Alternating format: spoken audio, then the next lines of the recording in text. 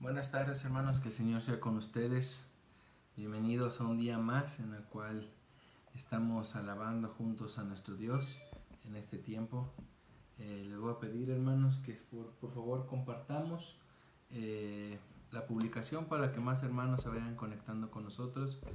El día de hoy voy a estar tratando de seguir los comentarios que ustedes me estén dando.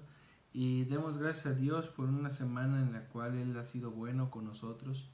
Es verdad, las pruebas a muchos de mis hermanos en la fe han empezado a tambor batientes, pero al final entendemos y creemos que sea que las pruebas sean complicadas, sean de salud, sean de despedidas, de perder trabajos, de complicarse las situaciones en los trabajos, el Señor se glorifica en medio de la prueba de nosotros. El Señor sigue mostrando su misericordia y esperemos en Dios que así sea con cada uno de ustedes en esta semana. Le doy la bienvenida, ahí veo a Emma, a mi hermana Eloína. Por favor, compartan la publicación para que más hermanos estén con nosotros en este estudio de esta tarde. Gamita, bienvenido. Compartan, otra vez les digo, compartan la publicación y vamos a ir buscando en nuestras Biblias para iniciar en este estudio de esta tarde en Romanos capítulo 5 versículos del 1 al 11. Romanos capítulo 5 versículos del 1 al 11 vamos a estar leyendo aquí. Hermana Alma, saludos, que el Señor sea con ustedes. Lo compartan. Paulina, mucho gusto, Pau, bienvenida, saludos.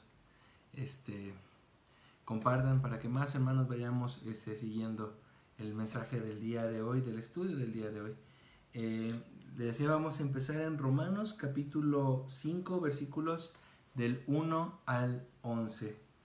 Cuando lo tengan vamos a leerlo todos juntos. Yo les voy a comentar, yo voy a estar aquí revisando todos los mensajes que ustedes me vayan enviando. Si tienen alguna duda en algún momento de la clase, obviamente pueden escribirme sus dudas y como las vaya revisando o las vaya checando, así mismo voy a ir contestándolas para que en el nombre de Dios crezcamos juntos en este momento. También aprovecho este tiempo, por favor, hermanos, si el Señor pone en su corazón, próximo sábado vamos a estar partiendo a la ciudad de Cuscatlán. Si quieres cooperar en la despensa para nuestros hermanos allá en Cuscatlán, por favor, llévalos el día de este viernes de 7 a 8 de la noche en Ipar San Pablo, a calle 2 de abril 365. Ahí te esperamos en la zona centro para todo lo que quieras llevar para nuestros hermanos allá en Cuscatlán. Alex, bienvenido, Alex. Que el Señor sea contigo, hijo, y con cada uno de ustedes. Vamos a leer entonces, vamos a iniciar en esta tarde en Romanos capítulo 5 versículos del 1 al 11. Dice así la palabra de Dios: Justificados pues por la fe, tenemos paz para con Dios por medio de nuestro Señor Jesucristo, pero quien también tenemos entrada por la fe a esta gracia, en la cual estamos firmes y nos gloriamos en la esperanza de la gloria de Dios. Y no solo esto, sino que también nos gloriamos en las tribulaciones, sabiendo que la tribulación produce paciencia, y la paciencia prueba, y la prueba esperanza, y la esperanza no avergüenza, porque el amor de Dios ha sido derramado en nuestros corazones por el Espíritu Santo que nos fue dado. Porque Cristo, cuando aún éramos débiles, a su tiempo murió por los impíos. Ciertamente, apenas morirá alguno por un justo, con todo, pudiera ser que alguno osara morir por el bueno. Mas Dios muestra su amor para con nosotros, en que siendo aún pecadores, Cristo murió por nosotros. Pues mucho más, estando ya justificados en su sangre, por él seremos salvos de la ira.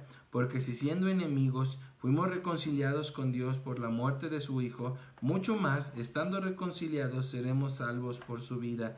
Y no solo esto, sino que también nos gloriamos en Dios por el Señor nuestro Jesucristo, por quien hemos recibido ahora la reconciliación. Entonces, hermanos, vamos a estar meditando en esta tarde en este versículo. Estamos viendo el capítulo número 9, Dios en las manos de pecadores airados. Y suena muy raro este texto, porque pues ¿cómo un Dios todopoderoso va a estar en las manos de una criatura como tú y como yo? Suena raro esta analogía que este autor quiere realizar con respecto a Dios. Pero sí se quiero comentar que esta analogía va a mostrar mucho de lo que somos nosotros en realidad en nuestra relación directa con Dios. Porque ciertamente cuando nosotros hablamos como un Dios, en un Dios santo como tal en toda su expresión, tenemos que admitir que hay cuestiones en la santidad de Dios que no son de nuestro agrado. Hay hermanos que gritan y dicen y proclaman inclusive que aman con todo su corazón a Dios. Y esta situación, uno como hermano de la fe por afuera, no podemos generar un juicio con respecto al sentimiento de esta persona hacia Dios. Pero sí tenemos que advertir y prever que la situación de que uno ame a Dios es casi imposible. Porque como lo veíamos aquí en el versículo número 10 del capítulo 5, dice, porque si siendo enemigos fuimos reconciliados con Dios por la muerte de su Hijo. Y a veces leemos este texto y hasta lo escuchamos en alabanzas y todo, pero dice siendo enemigos. ¿Por qué somos enemigos de Dios? ¿O a qué se refiere con que somos enemigos de Dios? Hace unos días, más que no lo encuentro ahorita, o no lo veo a la mano, sí, aquí está. Hace unos pocos días nos llegaron estos dos cuentos. Papás, si tienen hijos pequeños, se los recomiendo ampliamente para sus pequeños.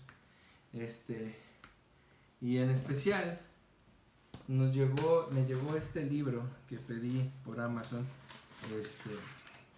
Dice comercial, ¿verdad? Qué bueno que aquí no lucramos con eso, porque si no ya me hubieran cobrado.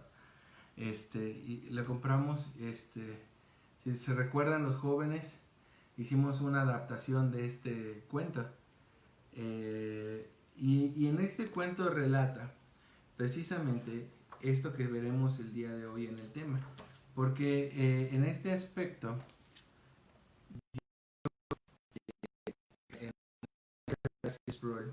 nos muestra cómo el rey de la vida envía a su príncipe a la ciudad de los hombres. Y en la ciudad de los hombres va con un propósito muy, muy en claro. Y este propósito es ir a beber la copa de veneno. ¿Para qué? Para salvar. Y lo que ilustra este cuento es que precisamente en ese relato este autor, este hermano en la fe, Sproul, que también nos muestra que el príncipe de la vida tuvo que ir a tomar de la copa del veneno por los suyos, aunque en realidad todos ellos, como se puede ver ahí, eran enemigos de Dios en su totalidad. Saludos ahí, ya vi los motivos, Alex, ahorita oraremos por él. Y saludos, Idalia. Entonces vemos esa situación y nos damos cuenta de que Dios Cristo hizo algo extremadamente complicado de ver a los ojos del hombre. Él vino a morir no por amigos como tal o como hijos de Dios como tal, porque ciertamente desde la eternidad y hasta la eternidad en el plan de Dios existe esto que nosotros conocemos como la doctrina de la predestinación. Ciertamente sí, desde ahí nos escogió Dios, pero antes de que el Espíritu Santo redarguya los corazones de las personas, pues nosotros somos enemigos. Pablo en Romanos capítulo 5 que leímos muestra que nosotros no éramos amigos de Dios, nosotros odiábamos al mismo Dios. Entonces el capítulo 9 que nos toca ver el día de hoy, saludos Paquito también, dice Dios en las manos de pecadores airados. Y esto es una variación de un un sermón de los más célebres que se han escrito en este tiempo en América. Es un sermón de Jonathan Edwards que se llamaba Pecadores en las manos de un Dios airado. Y en este Jonathan Edwards hace una representación de la terrible condición de los pecadores, de las personas que no creen en Cristo, y en los cuales todos ellos están amenazados con la condenación del infierno. Y es tan escandalosa que hablar tan fuertemente del infierno como lo hace en nuestro hermano Jonathan Edwards, que no nos queda, hermanos, que verlo así, que es algo extremadamente malo como tal. Es complicado de asimilar cómo un Dios puede ser tan airado en ese aspecto y no es ¿cómo podemos llamarlo? Congruente con la imagen que tenemos de un Dios de amor. El mundo quiere un Dios de amor. Entonces, en este sermón, cuando Jonathan Edwards lo escribió y lo predicó después, estaba apareciendo o estaba mostrando el infierno de una manera muy cruda, que la verdad es que incomoda a las personas que lo escuchan, en especial a las personas que no creen o que no tienen a Cristo como su Salvador.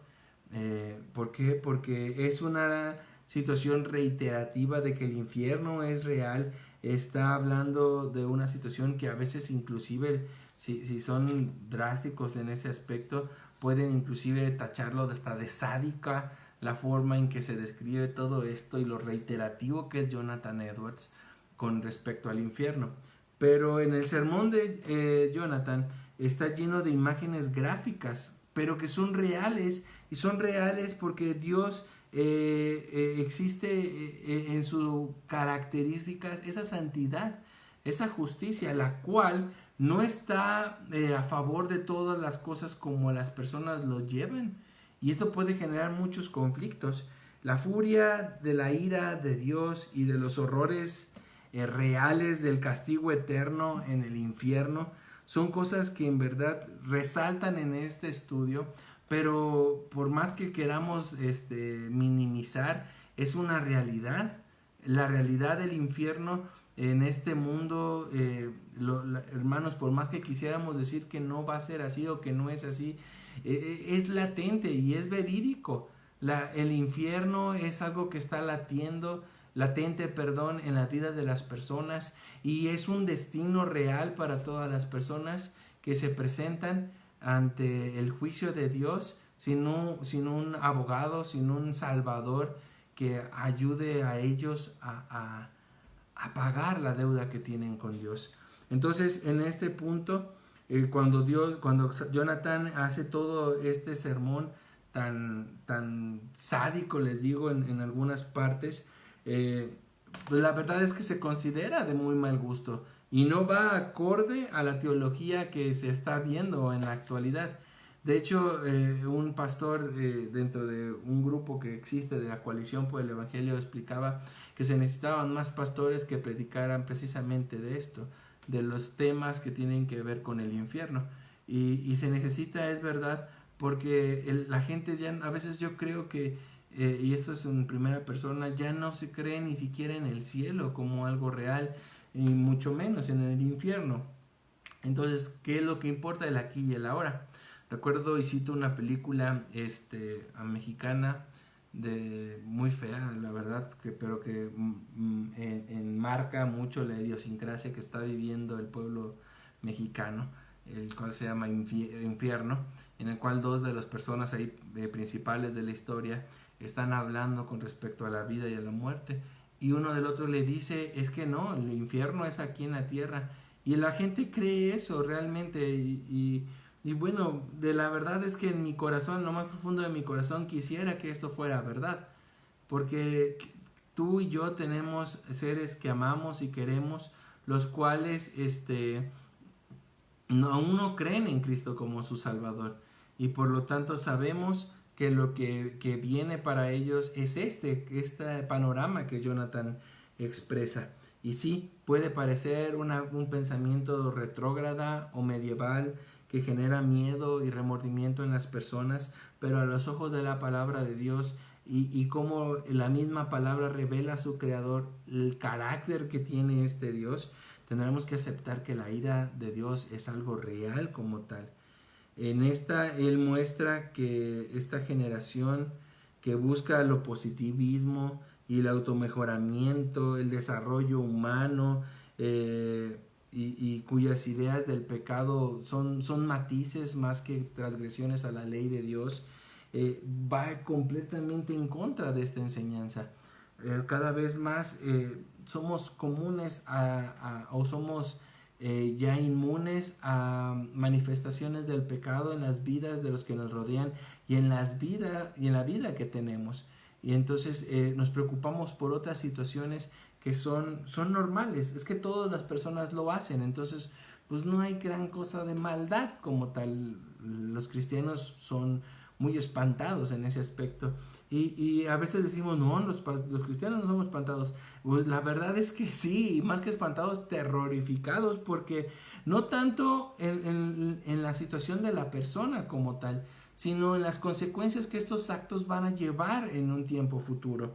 Nuestro pensamiento es más y más, en el tiempo moderno es más así, más light con respecto al evangelio y con respecto al mismo Dios. Y a veces piensa el mundo que si acaso hay un Dios, Él no es santo, pero por si casualidad es santo, no es justo por lo que se ve.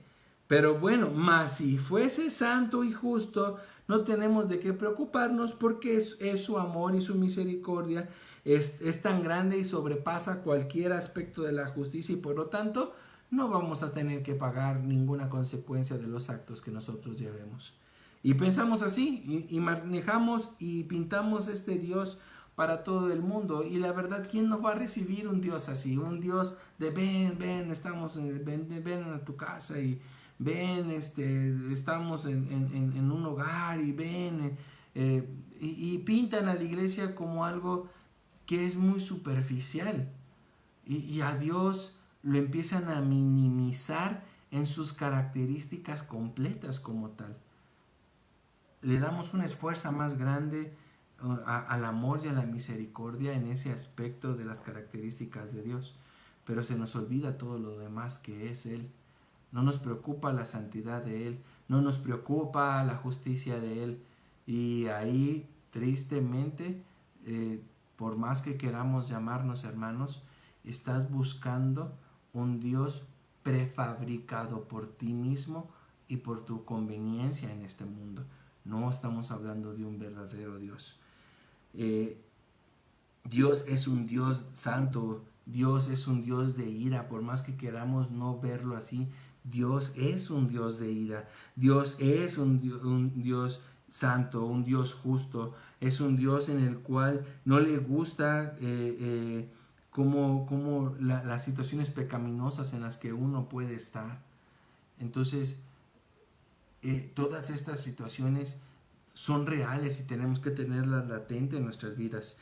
Jonathan Edwards entendía la naturaleza de la santidad de Dios, percibió que la gente sin santidad no tiene muchas razones para temerle, por eso no había necesidad de justificar una teología del miedo, como él estaba diciendo, y por eso no se recibía muy bien este tipo de predicaciones. ¿Por qué? Porque la gente ya no necesitaba o ya no pensaba en lo que Cristo te había justificado, pensabas más en el bienestar y en el sentir de tu día ahora. Entonces, si tú empiezas a entender esta situación así y quitas la santidad de Dios de una manera enfática, de una manera viva, de una manera convincente, de una manera poderosa, hermanos, estamos en el umbral de cambiar la perspectiva de lo que es Dios. Y precisamente Pablo en Romanos, en el capítulo 1, habla de las consecuencias de transgredir la imagen de Dios por imágenes de criaturas y de personas.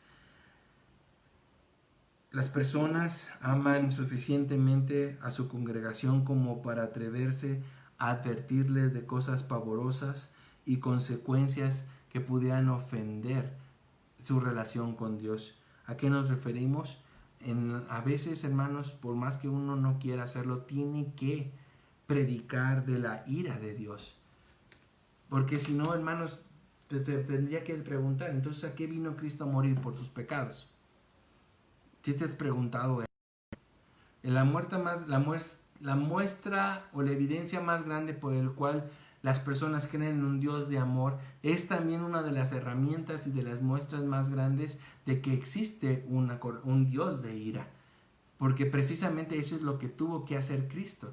Cristo tuvo que venir a la tierra, a nacer, a vivir, a cumplir la ley, a morir en la cruz para expiar tus pecados y los míos, ser resucitado y ser exaltado en las alturas para después venir. Entonces, cuando hablamos de la cruz en ese aspecto, estamos hablando de la ira de Dios. Y por más que tú hables y quisieras crear en tu mente y en tu corazón un Dios de amor que sobrepase cualquier entendimiento, hermano, ahí mismo en la cruz es verdad, es la muestra de amor más grande que puede existir, pero es iniciada por la ira de Dios. Existe una transgresión hacia Dios y se tiene que pagar porque Él es santo, porque Él tiene esa ira y necesitaba satisfacer ese aspecto. Entonces, el interés de las iglesias de hoy es enfrentar y presentar precisamente la ira de Dios y el infierno como algo real, latente y que merece cualquier persona que comete un acto pecaminoso si no es salvado por Cristo. En este aspecto vamos a examinar una sección del sermón que hizo nuestro hermano Jonathan Edwards para después profundizar un poco en este aspecto.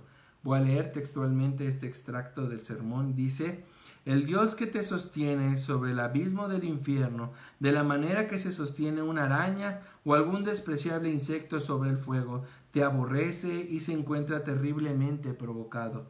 Su ira arde como el fuego en contra tuya. Él ve que de lo único que tú eres digno es de ser lanzado al fuego. Sus ojos son demasiado puros para soportar que estés delante de su mirada.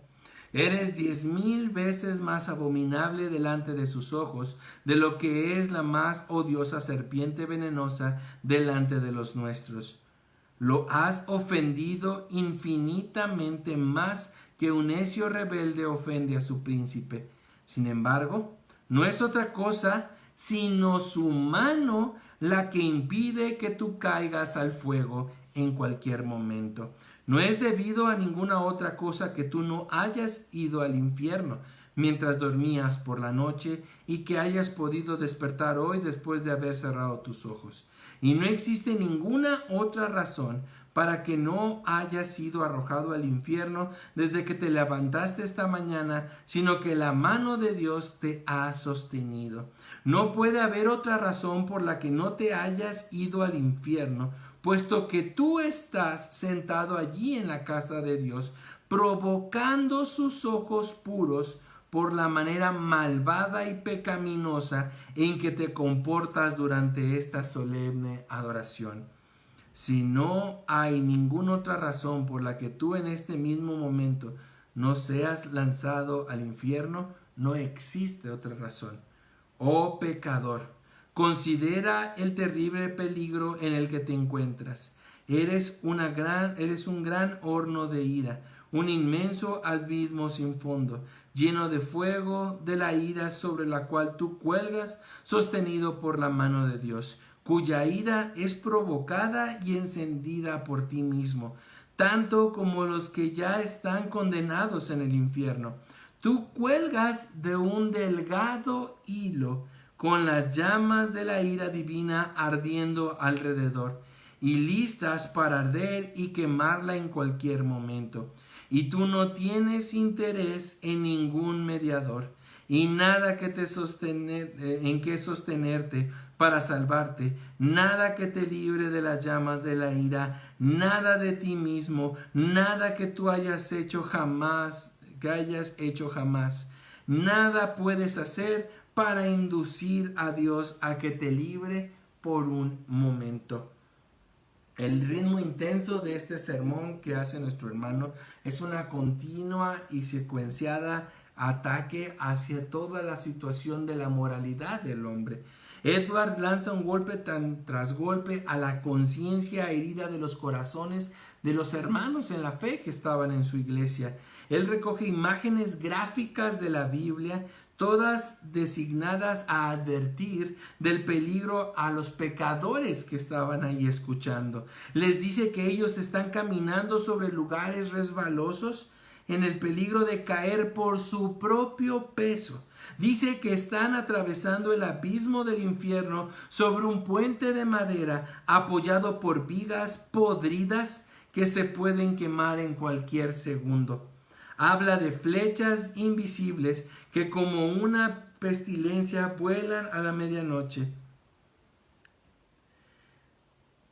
Advierten que el arco de Dios está preparado y que las flechas de su ira están apuntando a sus corazones. Describe la ira de Dios como grandes corrientes de agua que se apresuran contra las compuertas de un dique. Y si el dique se quiebra, los pecadores serán inundados por un diluvio. Él recuerda a sus oyentes, hermanos, que no hay nada entre ellos y el infierno sino el espacio, el aire. Que no existe nada que acolchone la vida tan pecaminosa que han decidido llevar y que por lo tanto estas personas merecen estar ahí. No es que vayan a escapar de otra situación. Cuando habla de resbalan por su propio peso, es porque precisamente sus pecados son los que los sujetan y los llevan a esa condenación misma. Entonces, todo este aspecto de la vida nos muestra, hermanos, que una guillotina pende de tu y de mi cabeza. Y lo más triste es que esa guillotina que está pendiendo en la cabeza de todo el mundo, no la merecemos. No la merecemos y día a día estamos acercándonos a que ésta caiga sobre nuestras cabezas. Y van a caer por cómo nosotros estamos viviendo nuestra vida. Y es triste, porque en todo este tiempo que hemos estado hablando, no hemos tocado en gran manera el amor de Dios, pero no por eso hemos estado diciendo mentiras. ¿Tú eres justo por tus obras? ¿Qué es lo que merece tu forma de vivir? Sería la pregunta. Si hoy nos dijeran y nos pusieran en nuestras manos elegir qué somos, y que no pudiéramos y no tuviéramos la capacidad de mentir, ¿cuál sería el veredicto después de analizar nuestra forma de vivir? ¿Qué premio tendríamos en nuestras vidas? Lo que dice nuestro hermano es verdad. Después continúa y dice, tu maldad te hace tan pesado como el plomo y te empuja con gran peso y presión hacia el infierno. Y si Dios te dejara ir, te hundirías de inmediato y rápidamente descenderías y tú sumergirías en ese golfo sin fondo. Y tu saludable condición, tu cuidado y prudencia, tus mejores planes y toda tu justicia no tendrían más fuerza para sostenerte y librarte del infierno, del que tendría una tela de araña para sostener una roca. No la podría detener. Te irías hasta el fondo. En esta parte tan explícita y aplicada del sermón, Edwards pone un gran énfasis en la naturaleza y severidad de la ira de Dios. Dios y su ira es central en la vida. Él pone en una lista varios puntos claves acerca de la ira de Dios que no debemos y atrevernos a pasar de alto. Número 1, la ira de Dios es divina. Esta ira de Dios no tiene límites y proviene de un Dios que todo lo sabe, que todo lo ve y que todo lo tiene en su mente, en su capacidad infinita. Esa divinidad de Dios le permite tener la capacidad no solamente moral, sino también presencial de ver todos los actos en los cuales tú tienes o no. Imagínate, si tú eres acusado de algún acto y en ese momento alguien quiere, te lleva a juicio y está ahí el juez y tú conoces al juez que cometió algo semejante a ti, o al momento de las pruebas le dicen todos, ¿y cómo sabe que él fue? Pues me dijeron, me supongo. Pues no tendría una validez suficiente para enjuiciarte a ti. Pero ahora imagínate que estás en esa misma situación, pero el juez, tú no le has conocido absolutamente nada, tiene una vida completamente intachable, y más aún ese mismo juez no necesita de testigos oculares porque él presenció cada uno de los instantes y no se le han pasado de su mente. Entonces la ira de Dios es divina como tal. La ira de Dios, número 2, la ira de Dios es fiera. Dios no es solamente arranques. Su ira es una cólera que consume al pecador.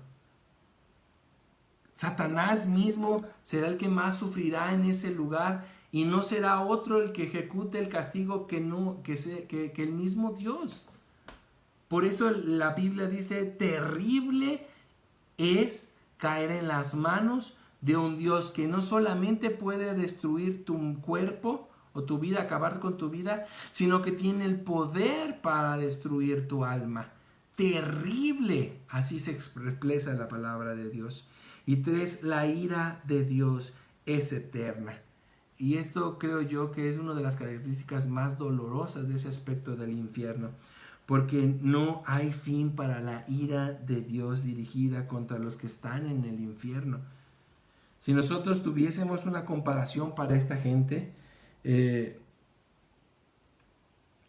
podríamos verlo de esta manera. Cuando uno tiene por ahí alguna situación de malestar o algún problema de salud, un malestar, un dolor, sabemos que será cuestión de tiempo que vayamos con un doctor que nos recete un medicamento, que el medicamento me haga efecto, pero en cualquier momento, o sea, un día o unas horas, ese dolor tendría que desaparecer. Pero el problema con el infierno es que precisamente esa situación de límite de tiempo no existe como tal. Cuando usa ese término de eternidad, precisamente es ese punto en el cual no hay un fin en el aspecto de final de tiempo, de donde culmine toda esta situación, no existe como tal. Entonces, por eso la preocupación tan grande que debe existir en nosotros es que no perdamos ese camino, no perdamos el tiempo, porque vuelvo a repetir, la guillotina está pendiendo de nuestras cabezas y en cualquier momento va a caer. Y si tú te aferras a seguir siendo enemigo de Dios, de no obedecer lo que Él es y lo que Él demanda y pide de ti, hermano, esa guillotina se acabará con tus días y no habrá forma de que termine ese castigo. La tragedia para nosotros es que a pesar de las claras advertencias de las Escrituras, el mundo no está consciente de estas o no las quiere asimilar, no está aceptándolo. Si Dios es digno de ser creído, tenemos que enfrentar la terrible realidad de que algún día su ira feroz será derramada y no va a haber escapatorias. Edwards observa en todo este aspecto que casi todo hombre natural que oye acerca del infierno se engaña a sí mismo pensando que podrá escapar. Cuando alguien comparte el evangelio y dice, entonces nomás me tengo que arrepentir, sí. No, entonces espérame, en un año más me arrepiento, en 3 años más, cuando esté viejito puedo ir a la iglesia. cuando tenga en Navidad empezaré, o en la Semana Santa próxima empezaré. Y el problema va a radicar en que las personas hacen planes. El problema es que no sabes si vas a llegar a esos planes. No sabes ni siquiera qué va a pasar el día de mañana. En lo que leíamos al inicio dice, lo único que te detiene de que mueras en la noche o que no amanezcas o que mueras en el transcurso del día es la mano de Dios. Y la mano de Dios y su voluntad tendrá un límite de tiempo y decirá, ya se acabó, hasta aquí llega el momento. Y tú no sabes cuándo será ese día. Entonces ese péndulo que está oscilando en tu cabeza, allí está latente. Y va a caer. El problema es que no sabemos cuándo. Y por más que te quieras engañar que vas a escapar de esa ira, de ese infierno, no es así. Puede ser que no sea así. Porque tú no eres el dueño del tiempo y de los momentos. Ese es Dios. Ese es Dios. No depende de ti mismo o de tu seguridad. Depende de Dios, de la mano de Dios.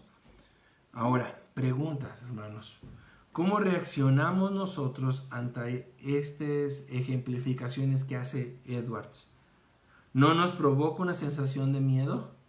¿No nos enoja la situación? ¿Nos sentimos como las multitudes que no hacen sino burlarse de la idea del infierno y del castigo eterno? ¿Consideramos la ira de Dios como un concepto obsceno y primitivo? ¿Es la sola noción del infierno un insulto para nosotros? Si es así, ¿qué pensamos? Es claro que el Dios que adoramos no es un Dios santo. De hecho, no es un Dios en lo absoluto. Si despreciamos la justicia de Dios, no somos cristianos en realidad. Estamos en una posición que es tan precaria como la que Edward describe gráficamente a lo largo de su sermón. Si odiamos la ira de Dios es porque odiamos a Dios mismo. Si odiamos que la gente vea nuestro estado pecaminoso, si odiamos que el sermón del domingo que el pastor está dando me parece ser que me está aventando bibliazos o piedras. Si nosotros pensamos de esa manera como tal y concibimos y nos molesta lo que Dios es, entonces, hermanos, no somos cristianos como tal. Dios amoroso, un Dios de amor, de misericordia. Saludos, hermana Blanca Miriam. Un Dios de amor y de misericordia que todo lo permite, está lejos de ser un Dios verdadero, un Dios real. Está lejos de acercarnos a la deidad que es el Dios revelado por su misma palabra. La ira de Dios, por más que nos moleste aceptar, es real y es latente. No existen divisiones dentro del mundo, entre la creación misma de Dios. Tú actúas y eres cristiano en todos los aspectos, en todos los lugares, porque te vuelvo a repetir, el péndulo está sobre tu cabeza. Y si no está un Salvador para tomar tu lugar en el momento del juicio y de la ira de Dios, esta ira de Dios será por la eternidad, hermanos. Y es lo preocupante. Es real esa situación. Y tenemos que tomar cartas en el asunto porque volvemos a lo mismo. No sabemos cuándo este día llegará a su fin. Edwards predicó otro famoso sermón que parece ser la continuación de este, el cual dice Dios en las manos de pecadores airados, así se le llama. Y la verdad es que si somos reales en todo este aspecto, es verdad. Somos fáciles para generar un juicio contra los hermanos y más fácil contra Dios. Somos fáciles para entender que los que están mal son los demás y nosotros no. Si somos reales, hermanos, es verdad. En pocas palabras podríamos resumirlo. Odiamos a Dios. Odiamos con todo nuestro corazón a Dios. La Biblia no deja lugar a dudas acerca de esto. Somos enemigos de Dios internamente y hemos jurado la destrucción total de este Dios. Esta es parte natural de nosotros querer eliminarlo porque nosotros mismos queremos ser Dios. Y ahí está el problema más grande. Debemos de admitir de inmediato, hermanos, que no amamos como decimos que amamos a Dios. Y no deberíamos decir que amamos a Dios, porque lo que deberíamos de admitir es que lo odiamos por todo lo que Él es. ¿Por qué? Volvemos a lo mismo. Romanos capítulo 5, versículo 10 nos dice, siendo enemigos fuimos reconciliados con Dios por la muerte de Jesús. El tema, de hecho, de todo el Nuevo Testamento, hermanos, es el de la reconciliación como tal. Cristo siendo ese mediador en el cual, al hacer su triple oficio de profeta, de sacerdote y de rey, Él toma esa parte de mediador en el de sacerdote para sacrificarse por nosotros y pagar y reconciliarnos con este Dios. Es nuestro amor por Dios el que se debe de cuestionar, no el amor de Dios por el hombre. La mente humana, a la cual la Biblia llama como la mente carnal, está enemistada con Dios. Pablo mismo dice, quiero hacer algo, pero la carne me lleva por otro camino. Yo sé, yo quiero agradar a Cristo, yo quiero agradar a Dios, pero mi lado natural sigue arrastrándome para otros caminos. Nosotros, hermanos, mostramos nuestra hostilidad natural para un Dios por lo poco que lo estimamos. Lo consideramos indigno de nuestra total devoción. No nos deleitamos en contemplarlo, la verdad. Y me dirás, no, claro que sí, hermano, claro que no, hermana y hermano. Piense cuándo fue la última vez que le entregó tanto tiempo en meditar su palabra y no bostezó. O cuando los hermanos de la femenina, de los varoniles o los jóvenes te pidieron hacer un estudio o una noche de alabanza o una meditación o te pidieron orar en unas horas y tú no quisiste hacerlo. ¿Te acuerdas en esos momentos? ¿Te acuerdas que cuando se te pide o se te invita, hay algo en ti que no quiere hacerlo? Y entonces, eso te lo dejo a ti. Te darás cuenta que en realidad hay algo mal en mí. Hay algo mal en mí que es una hostilidad natural para con Dios y para las cosas que Dios pide y marca. Porque la verdad es que no estamos listos para aceptar completa devoción a nuestro Dios. Bienvenida mi tía Gilda de allá de Río Verde, saludos. No estamos listos para aceptar a Dios así en su totalidad. ¿Por qué? Porque no queremos renunciar a lo que nosotros somos, a nuestros deseos más profundos, aunque estos mismos deseos están enemistados con Dios. Velo, el éxito profesional incontrolable, el dinero incontrolable, el trabajo, la familia, la esposa, los hijos, todos ellos pueden ser incontrolables cuando ocupan el lugar de Dios. Toman un valor tan grande para nuestras vidas que Dios pasa al último término y empezamos a buscar frases en las redes sociales que calmen nuestra conciencia y que nos hagan engañarnos a nosotros mismos que no necesitamos a Dios. Que mi religión es la correcta y la de las demás está mal. Cuando tenemos que volver a la palabra de Dios para mostrar y encontrar la realidad de las cosas en la vida.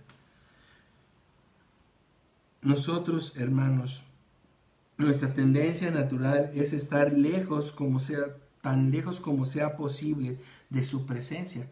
Su palabra rebota en nuestra mente como una pelota que deja aturdida la razón, porque no queremos cumplir esa voluntad. Nuestros corazones terrenales están tan vacíos, tan llenos de aversión hacia Él, son fríos, son congelados por su santidad, nos molesta su naturaleza, nos molesta el amor de Dios que está en nosotros. En este aspecto, el príncipe en esta historia quería morir por su pueblo. El príncipe deseaba morir por su pueblo. Él mostraba su amor.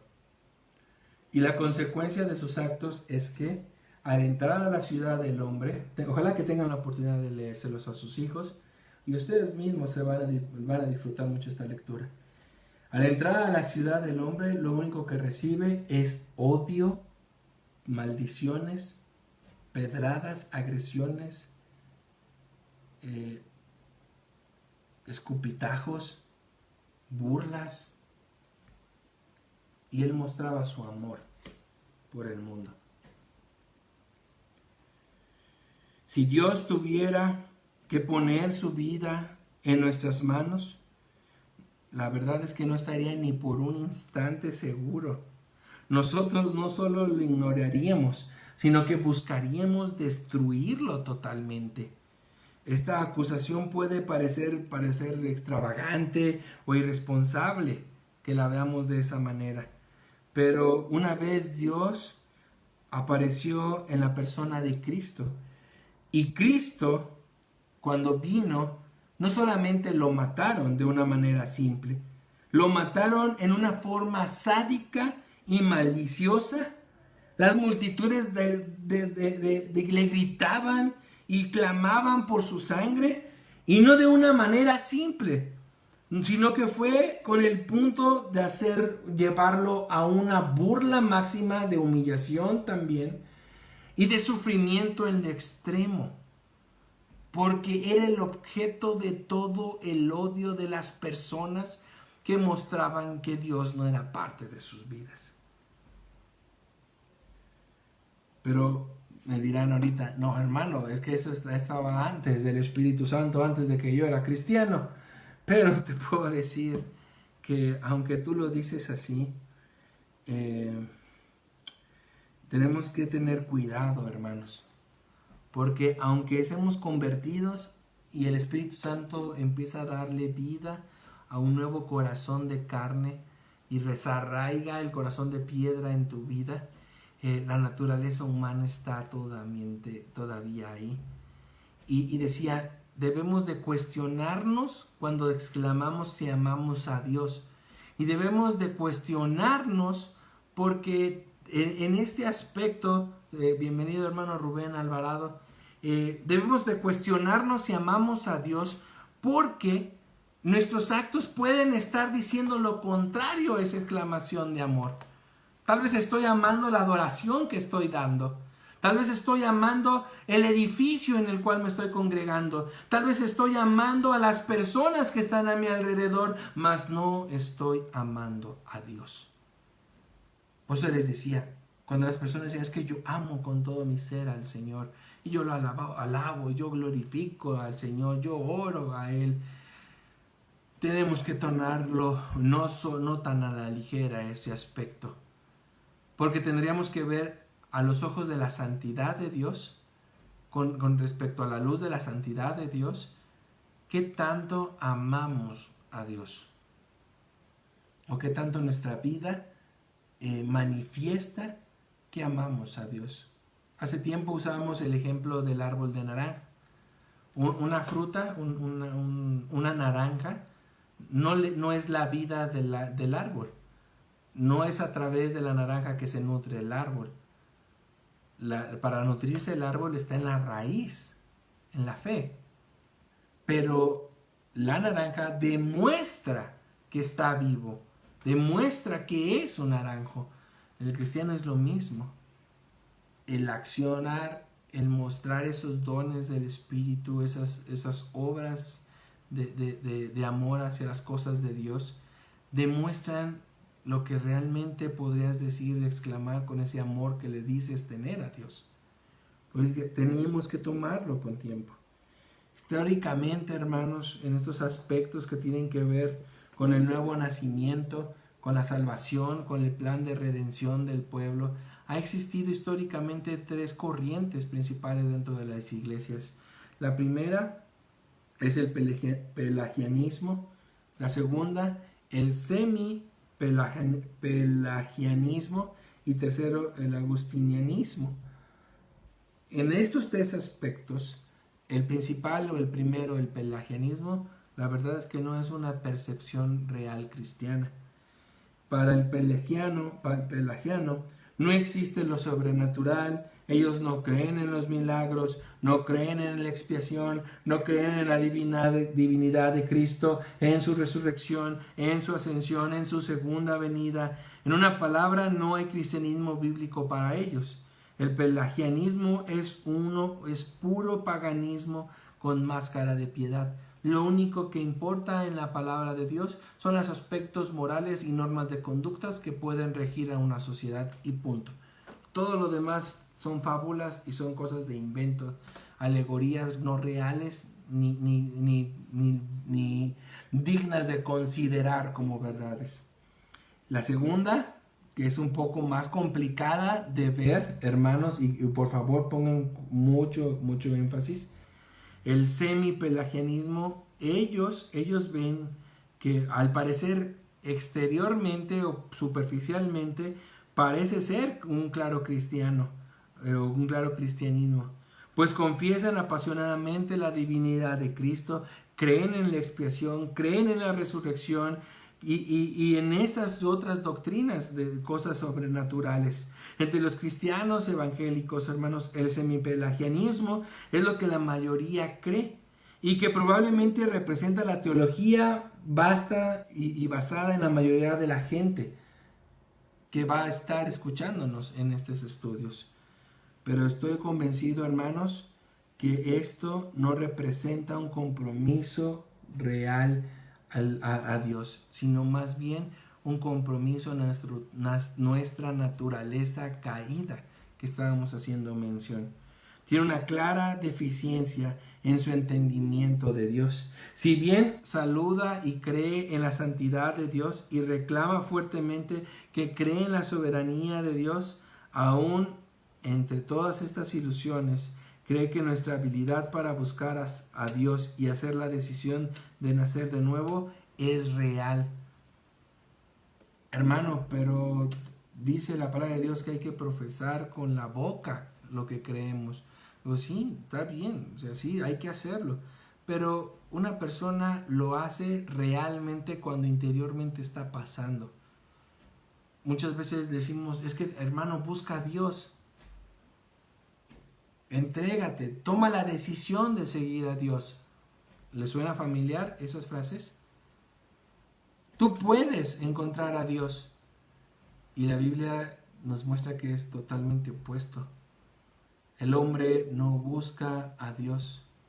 El hombre no quiere y no desea tener nada que ver con Dios. Y eso es una mentira. Ahora, ¿qué es el agustinianismo? Ve la gracia como lo central en su teología. Cuando entendemos el carácter de Dios, cuando captamos algo de su santidad, entonces comenzamos a entender el carácter radical de nuestro pecado y de nuestra total impotencia de salvarnos de la situación. Los pecadores son impotentes y solo pueden sobrevivir por gracia. Las manos de Dios son manos de gracia. Solo son ellas las que tienen el poder de rescatarnos de una destrucción segura. Es Él el que nos elige, Él es el que nos llama, Él es el que nos regenera, Él es el que nos da la capacidad de tener fe, Él es el que nos hace decirle, aceptar a Cristo en nuestro corazón, Él es el que nos mantiene en todo este camino de santificación y es Él el que nos va a glorificar en el último de los días.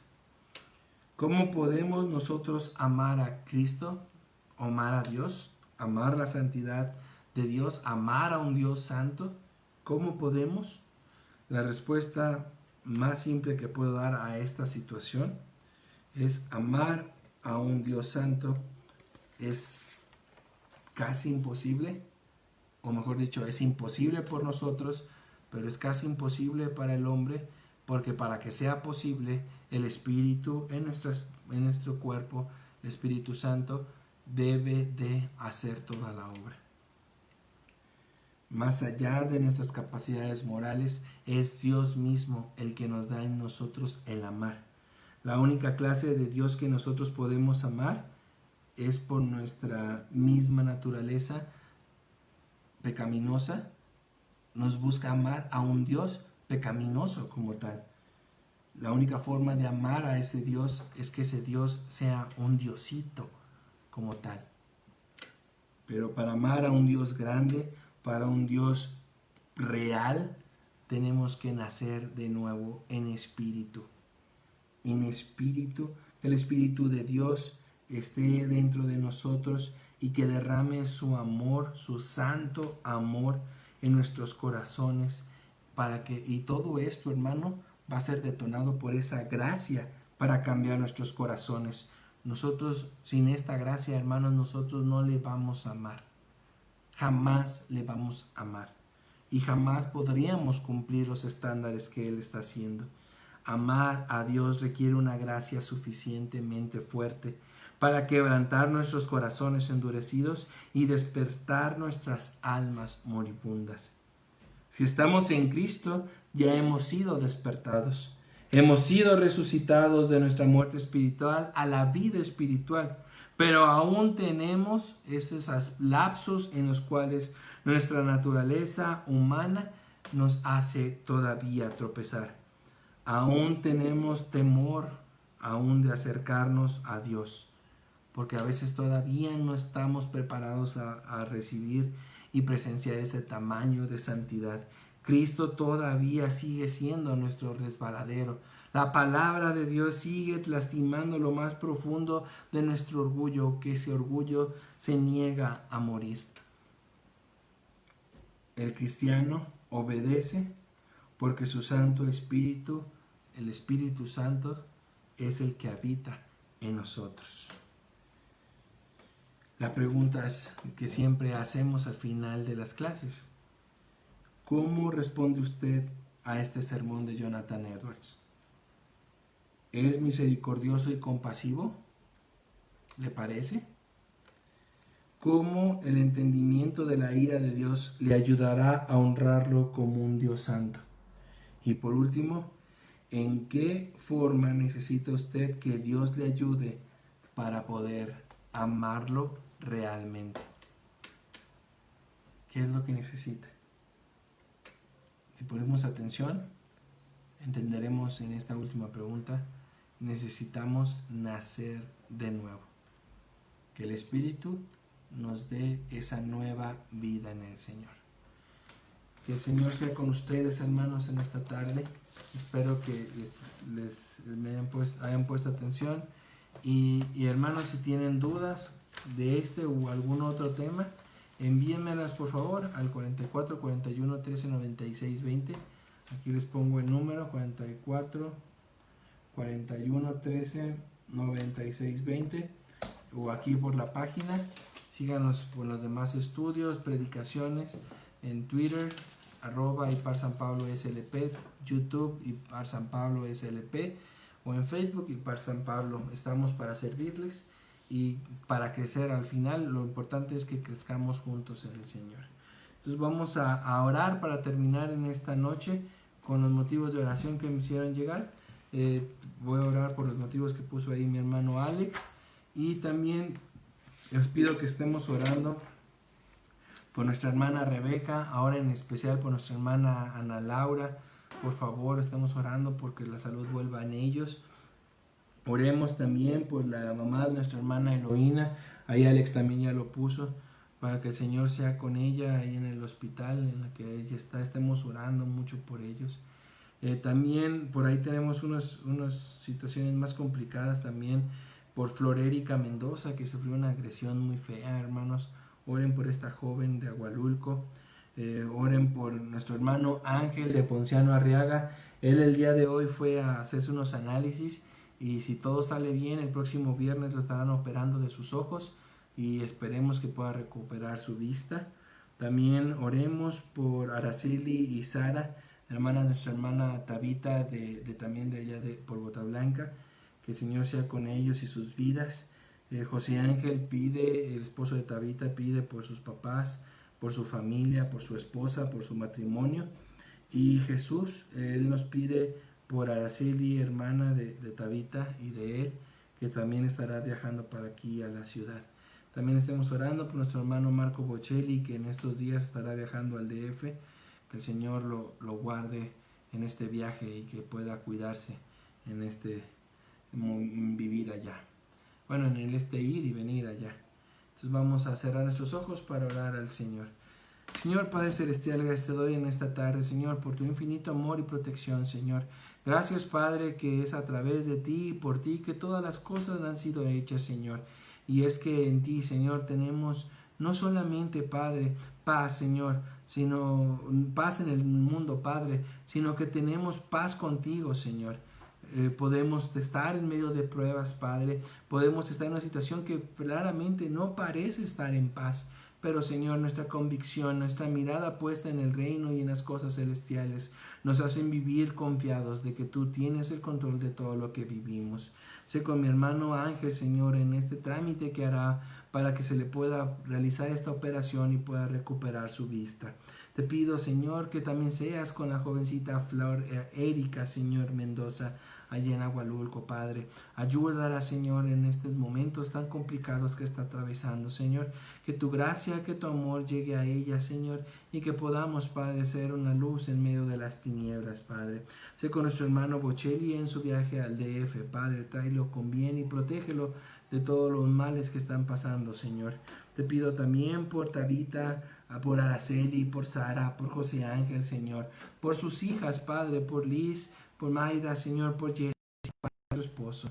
Ayúdalos, Señor, a restablecer sus vidas en ti, Padre. Que ellos encuentren el camino en ti, Señor. A lo mismo que te pido por Jesús, Padre, hermanos de ellos, Padre. Sé con ellos, Señor, y permíteles que ellos puedan encontrar, Señor, donde, Padre, tú quieres que ellos puedan servirte y crecer en tu palabra. También, Señor, te pido por los motivos de mi hermano Alejandro, Señor. Él te pide, Padre, por su abuelita, Señor. Ayúdala, Padre, acompáñala en esos momentos de angustia en el hospital. Sé con sus familiares, Señor, sé con sus tíos y primos, sobrinos, Señor, que aman y que están orando igual que nosotros por nuestra hermana Eloína. Ayúdalos, Padre, a entender, a suplir, Señor, todas sus necesidades durante estos momentos de prueba. También te pido, Padre, que seas con todos los jóvenes de San Pablo, Señor. Sé con Areli Méndez, con San Méndez, Padre. Sé con Fer, también en Guadalajara, Padre. Con Norma, Señor. Con Josué Gómez allá, Padre, en Tampico, Señor. Sé con nuestros hermanos Leilani, Joshua, Señor. Con Eli, Padre, con Lalo, con Santi, con Rodri, Señor. Sé con Keren, Padre, con Rebeca, Señor. Sé con Saraí, Señor. Sé con Gama, Emma, Paulina, Señor. Gracias porque nos has dejado conocerlas. Te pido que seas con Memo Junior, Padre, con Ale, con Dani, Señor. No las apartes de nuestras vidas, Señor. Permite que formamos parte de ellos también. Sé con nuestra hermana Ani, Paco, los hermanos de mi hermano Paco, Señor. Con Obed Junior, Padre, no nos cansaremos de orar por él, Padre. Lo amamos en ti, Señor, y deseamos, Padre, que pronto podamos volvernos a ver, Señor. Sé con cada uno de estos jóvenes, Padre, que en tu nombre viven, trabajan, estudian, Señor. Sé con Ivonne, Señor, con Brian, con Aaroncito, Señor, con Rubí, Señor, con los hijos de mi hermana Blanca Miriam, Padre. Sé con cada uno de ellos, sé con Jair, Señor, sé con Alexis, con Kevin, con Edgar, Padre, con las hijas de mi hermano Lencho, Padre. Sé con cada uno de ellos, Padre. Sé con los hijos de mi hermano Armando Coronado, con los hijos de mi hermano Ignacio Lorenzo, Padre. Sé con Rachel, Padre, Miriam, Diana, Sam, Padre. Sé con Adrián, Señor. Permítele que pueda recuperar y encontrar un trabajo, Señor, en que él pueda mantener a su familia, Señor. Sé con cada uno de ellos, Padre.